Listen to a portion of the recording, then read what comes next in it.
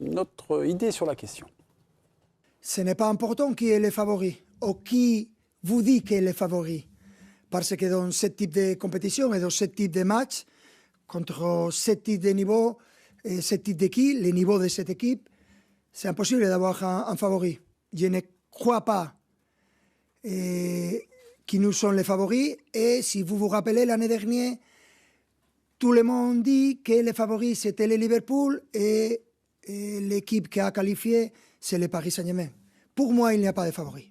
Bon, on croit à Luis Enrique, mais on était quand même vérifier les cotes qui sont très en faveur du Paris Saint-Germain. 1,68 la victoire pour Paris.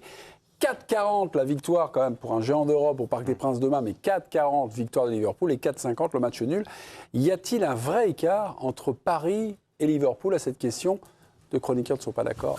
Voyez un vrai écart, c'est ce que nous dit Ludovic Aubragnac. Non, pas significatif ou pas de manière significative par Étienne Moati. Le vrai écart, c'est quoi, Ludovic? Quand Paris vient de trouver son second souffle, on a l'impression que pour les Reds, c'est un peu le dernier. C'est le dernier tour de piste. La fin d'un cycle, il y a des signes qui ne trompent pas.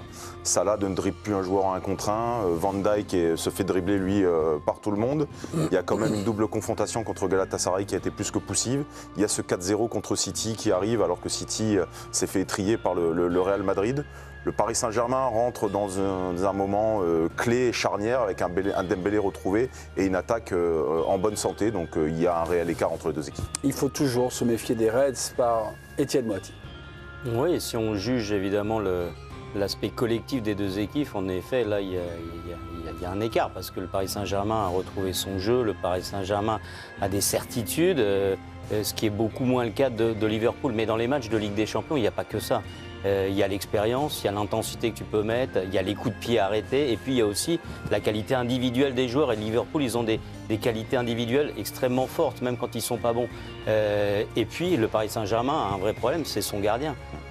Avec Safonov, vous ne savez pas où vous allez. Et c'est grave en Ligue des Champions. Ok, y a-t-il un vrai écart entre Paris et Liverpool? Oui, Ludovic. Non, Étienne. Président, c'est à vous de trancher.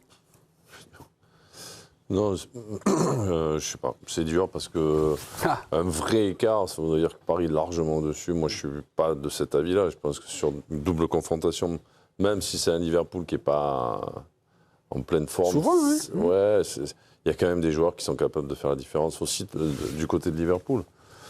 Donc, je dirais que moi, je pense qu'ils sont Paris est favori, mais il n'y a pas un écart où on va se dire 3-0, 3-0 sur les deux matchs. Pour moi.